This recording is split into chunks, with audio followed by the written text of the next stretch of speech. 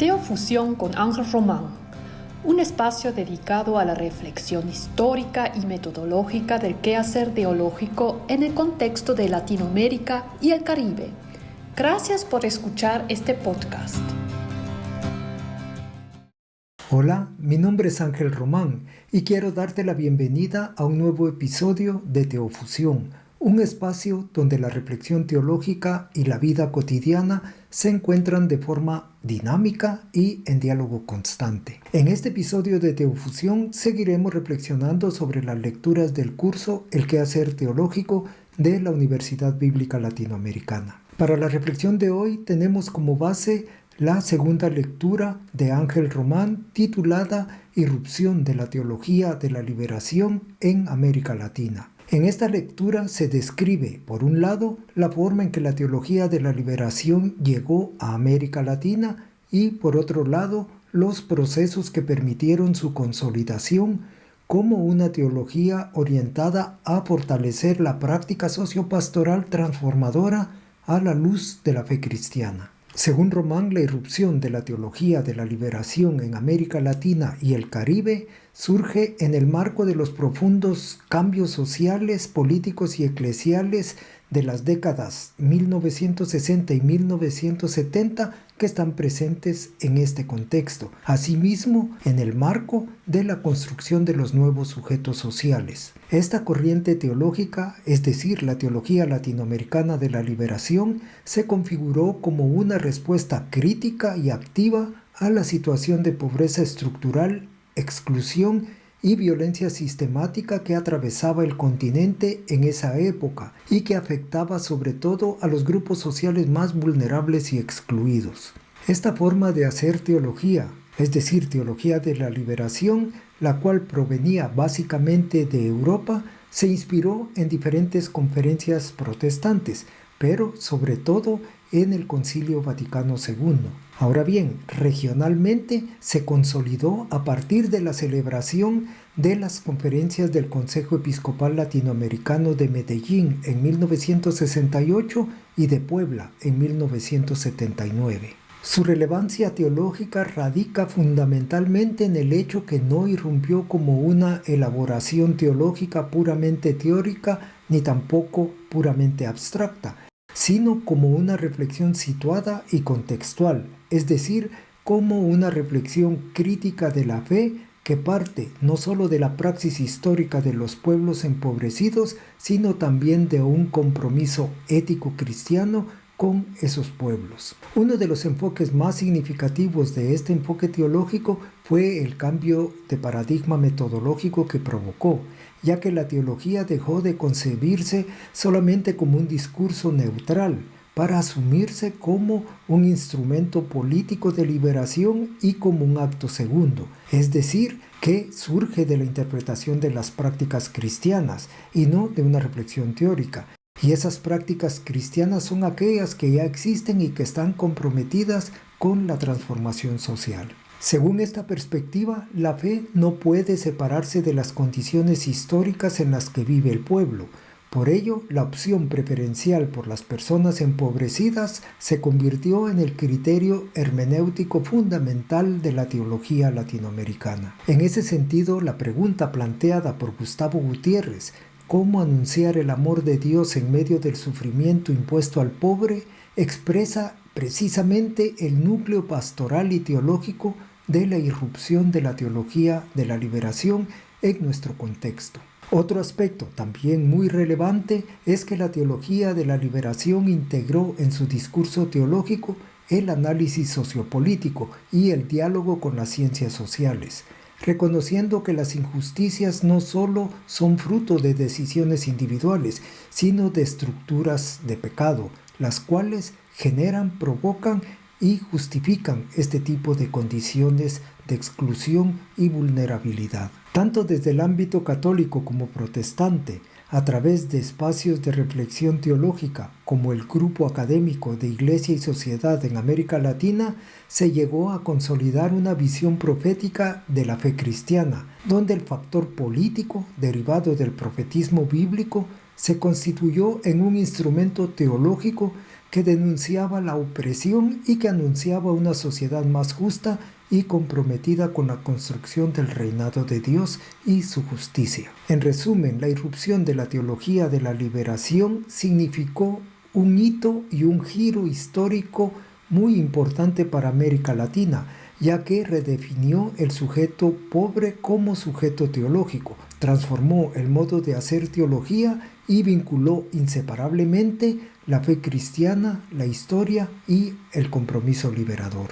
Sobre la base de esta introducción temática, algunas personas que participan en el curso El Quehacer Teológico compartirán sus reflexiones sobre la irrupción de la teología de la liberación en América Latina, para lo cual tomarán como guía la siguiente pregunta. ¿Cuáles fueron los aportes protestantes y católicos que permitieron la irrupción de la teología de la liberación y qué impacto tuvieron en el quehacer teológico de las décadas de 1960 y 1970? Comencemos entonces escuchando la reflexión de Alonso Naranjo sobre la pregunta del tema La irrupción de la teología de la liberación en América Latina, según Ángel Román. En lo concerniente a la segunda pregunta, los aportes protestantes y católicos a la irrupción de la teología de la liberación y de su impacto en este caso. A ver, en el campo católico, el Concilio Vaticano II y las conferencias del CELAM allá en Medellín por el 68 y Puebla por el 79 fueron decisivos. Hablaron de la iglesia como pueblo de Dios, asumieron la opción preferencial por los pobres y denunciaron el pecado estructural de la injusticia en América Latina. En Medellín y Puebla, se reconoce a las personas empobrecidas como sujetos sociales, como sujetos políticos y sujetos teológicos y se impulsa una pastoral comprometida con sus luchas. Desde el ámbito protestante, Román destaca las asambleas del Consejo Mundial de Iglesias, la Conferencia Evangélica de América Latina y el movimiento Iglesia y Sociedad en América Latina, el ISAL. Estos espacios insistieron en la responsabilidad histórica de la fe, en el uso de las ciencias sociales y en el que el Evangelio implica transformar estructuras injustas y no solamente cambiar el corazón individual. En conjunto, estos aportes llevaron a entender la teología como un acto segundo, es decir, una reflexión crítica que parte de la praxis concreta de la comunidad, las cuales buscan en este caso la liberación junto a los pueblos empobrecidos. Y a mí me parece que este giro, sigue siendo muy actual, ya que hoy en día la teología latinoamericana está fuertemente marcada por mantener unida la fe, la historia y ese compromiso liberador, y a seguir reconociendo a las personas empobrecidas como sujetos centrales de la reflexión y de la acción cristiana. Así que dejo esta respuesta, a ambas preguntas y dejo también mi reflexión esperando, que sea de su agrado y que pueda sumar a todos los que ustedes están aportando, queridos compañeros. Les envío un abrazo sincero desde acá de Ecuador y los veo en un siguiente video. Escuchemos ahora la reflexión de Ana Lucía Morales sobre la pregunta del tema La irrupción de la teología de la liberación en América Latina, según Ángel Román. Con respecto a la pregunta número 2, esta es la siguiente. ¿Cuáles son las tres grandes épocas de la realidad latinoamericana y qué argumentos sirvieron para elaborar una teología local que respondiera eficazmente a la globalización neoliberal? Bueno, en el texto de Trigo se plantea la historia de América Latina comprendida a partir de tres grandes épocas. La época amerindia, caracterizada por el protagonismo de los pueblos originarios. La época peninsular, que comienza con la conquista y la colonización, cuando los peninsulares dominan políticamente e imponen su cultura y religión. En el siglo XX se vuelve occidental debido a las grandes migraciones. Y por último, la época pluricultural, que configura al Estado como una región multiétnica, que incluye instituciones y símbolos de diversas culturas. Bueno, el autor plantea tres argumentos para elaborar una teología latinoamericana que responda eficazmente a la globalización neoliberal. ¿Ok? El primer argumento es la práctica de una teología realista que evite academicismos y fundamentalismos y se centre en el mensaje de fe expresado en un lenguaje comprensivo y que sea trascendente y significativo para la vida cotidiana de los pueblos.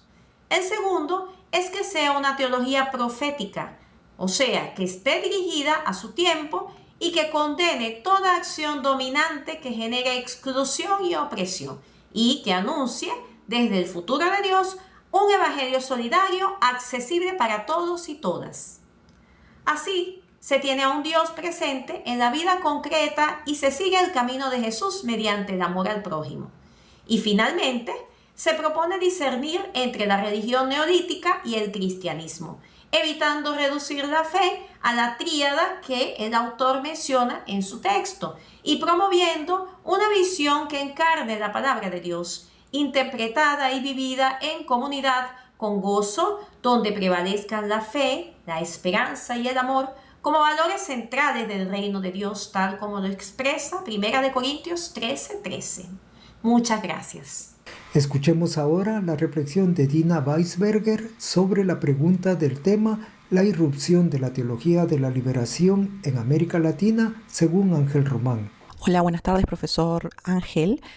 Este es mi video para lo que va a ser la clase asincrónica del día 7 de marzo, que no voy a estar presente, que voy a estar de viaje. Y tiene que ver con la teología de la liberación de los años 1960-1970, los aportes de esta teoría de la liberación y la importancia que tuvo para la teología en general, para la pastoral y todo lo que tenga que ver con la cuestión de la opción preferencial por los pobres. La primera pregunta tiene que ver en torno a los aportes del catolicismo y del protestantismo en esta época. Todo surge como gran explosión en el Concilio Vaticano II. Obviamente el Concilio Vaticano II es producto de décadas de estos debates en comunidades de base, no lo dudo, no salió de la nada desde ya, y conllevó toda una problematización de la injusticia social como punto vital para la teología y para el labor cristiano y para el labor evangélico. Me refiero a evangélico que tiene que ver con el evangelio, no como evangélico protestante. Tanto el Concilio Vaticano como los diferentes textos, las diferentes reflexiones, las diferentes asambleas del catolicismo que luego del Vaticano II tuvieron lugar, la famosa opción preferencial por los pobres, que fue crucial también porque denuncia el pecado ya no como una cuestión meramente individual, no el pecado como el pobre es pobre porque quiere, o la teología de la prosperidad que lamentablemente conocemos tanto acá en América Latina, sino ya como el pecado de la pobreza, no del pobre, sino del sistema que lo excluye y lo deja en ese estado de vulnerabilidad, en donde no puede satisfacer ni siquiera sus necesidades básicas, y todo el discurso de violencia y de criminalización que conlleva ver al pobre como parte del problema y no como víctima de esta cultura o este sistema de pobreza. Además, la cuestión de la ortopraxis, que me parece vital, cómo empezar a pensar en las prácticas pastorales y no solamente en lo que es el buen dogma, lo que debería decirse o debería ser correcto, sino cómo hacemos para dar respuestas concretas a este problema que estamos viviendo. Y no es fortuito que haya sido justamente en 1960 donde empieza todo esto, una época que mundialmente tuvo miles y miles de cuestiones y de explosiones de todo tipo, desde el feminismo, desde el pacifismo, desde la lucha por los derechos civiles de las personas afro, etcétera, etcétera. Y en torno a la reflexión, en torno a los protestantes, que también tuvieron su lugar, y eso me parece muy bueno del texto, poder hablar también de los protestantes. Yo vengo de tradición protestante, y poder también saber que ellos tuvieron su mismo proceso, ellos también empezaron a problematizar todo esto, a mirar la pobreza y la exclusión como un problema que el cristianismo tenía que ponerse sobre sus hombros, porque de eso básicamente trata también la predicación de Jesús de Nazaret, de la humanización, de la defensa de la dignidad humana como valor último de todas las cosas. Tuvieron varios consejos, varios espacios en donde fueron visibilizando a los sujetos sociales, el rol de la mujer, obviamente, en todo esto, y las ciencias sociales, por supuesto. Yo soy estudiante de sociología, estoy haciendo mi tesis, así que es un tema que me pareció muy bueno tener en cuenta como gran herramienta. Otro punto que me parece tener en cuenta es que, siguiendo el texto, los protestantes lo vieron más como un segundo estadio, la reflexión sociológica. En cambio, los católicos vieron la reflexión social desde las ciencias sociales como primer estadio para luego pasar al estadio teológico, lo cual en mi opinión es muy acertado. Ya como reflexión personal, como mujer latinoamericana, es un tema que me pone muy contento. Me parece que todavía tenemos que continuar. Ese espíritu del Concilio Vaticano II todavía sigue vivo y sigue en transformación por el mero hecho de que nuestra sociedad sigue en transformación, la apertura a los laicos, la apertura a otras religiones, al diálogo con otras religiones, entendiendo la buena noticia de Jesús no solo como un mensaje para los cristianos, sino también un mensaje para toda la humanidad, sin importar su credo o su denominación, para poder asumir un diálogo responsable, horizontal, sin ánimos de proselitismo religioso con las otras religiones, como por ejemplo el Islam, el judaísmo, el budismo o las religiones de matriz africana. Ese me parece que es un debate que se está teniendo ahora y del cual yo intento formar parte porque es algo que me interpela mucho siendo yo hija de una persona de religión de matriz africana. Como dije, la definición del pecado más allá de ser una cuestión espiritual o personal, sino el pecado como un sistema, y creo que de eso habla un poco Jesús de Nazaret en los evangelios, cuando sana gente, cuando sanaba cuerpos y cuando abrazaba a las personas excluidas, hablaba del pecado como un sistema, hablaba de Satanás como ese sistema y ese príncipe de las tinieblas que crea opresiones y crea explotaciones, que marginaliza. Y actualmente tenemos todavía algunos de esos discursos en teologías que discriminan a personas por su orientación sexual, que discriminan espiritualidades que no sean la cristiana de su denominación o que tienen discursos misóginos con la mitad de la población. En esto también estoy citando a José Castillo en el libro de La humanización de Dios, que él habla un poco sobre esto. Habla del pecado no como una mancha moral, sino como un daño hecho a otra persona. Cualquier cosa que sea un daño a otra persona es un pecado. Y ese es el pecado, esa es la naturaleza del pecado. Cuando vemos a la vida misma, a la dignidad humana como valor, es cuando empezamos a darnos cuenta y a ver como un problema ese daño. Cuando consideramos que la vida humana es lo sagrado, y no son lo sagrado el libro, y no es lo sagrado el dogma, sino la persona humana y la naturaleza y también los animales en todo esto, empezamos a darnos cuenta que no podemos hacerle daño y que los discursos que busquen decir que la gente nació torcida o que las mujeres debemos estar sujetas a un hombre o que se debe forzar la orientación sexual y que el hambre y la pobreza son causa de la persona, son discursos que consideran que la persona no es sagrada. Y eso es una reflexión que tuve con los textos. Escuchemos ahora la reflexión de Jael Conde sobre la pregunta del tema la irrupción de la teología de la liberación en América Latina según Ángel Román. La segunda pregunta de los aportes de la Iglesia Católica que tuvo con respecto a la teología en pro de las personas empobrecidas. Bueno, es muy importante el aporte que tuvo Católica, ya que aquí nace la teología de la liberación, y también en un concilio de Ceilán que se realizó en 1968 en Medellín, se habló bastante del aporte que va a hacer a la teología incluir temas que puedan ayudar también a las personas que lo necesitan. Con respecto a la iglesia protestante, los aportes que dan están tal vez muy, ya que no se tienen muchos registros históricos, pero las iglesias cristianas poco a poco han ido incorporando también en su teología la parte sociocultural económica que tiene para también aplicar y tener una praxis pastoral más cercana a la gente, donde puedan reconocer a mujeres, hombres, indígenas y a las comunidades para poder trabajar con ellas y también aplicar lo que es la solidaridad y el amor al prójimo. Bueno, profesor, eso sería mi aporte por parte de las preguntas que se realizó en la lectura 6. Muchas gracias y hasta luego. Escuchemos ahora la reflexión de Cristian Solís sobre la pregunta del tema La irrupción de la teología de la liberación en América Latina, según Ángel Román. Respecto a la pregunta sobre el impacto de la teología de la liberación para nuestro quehacer teológico a partir de esa experiencia, aquí quisiera seguir usando el esquema que hemos venido analizando de el primer momento y el segundo momento.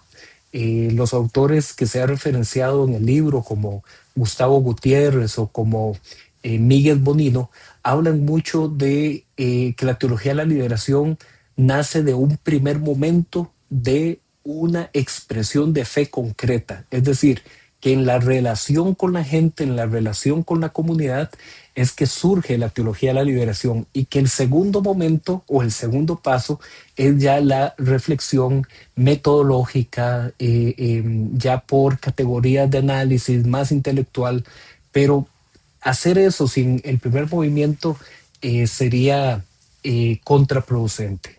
Entonces, a nosotros esa idea de la teología de la liberación nos aporta muchísimo, y creo que es algo que nos puede ayudar a que nuestro mensaje del Evangelio hoy sea verdaderamente un anuncio de que el reino de Dios ha venido aquí a la tierra, y que estamos llamados a tener conductas transformadoras aquí y ahora, en lugar de enfatizar una visión espiritualizadora de pretender llevar a la gente al reino de los cielos, cuando más bien tenemos que anunciar que el reino de Dios ha venido, se ha acercado en Jesús, esa esperanza, que en Jesús es transformación.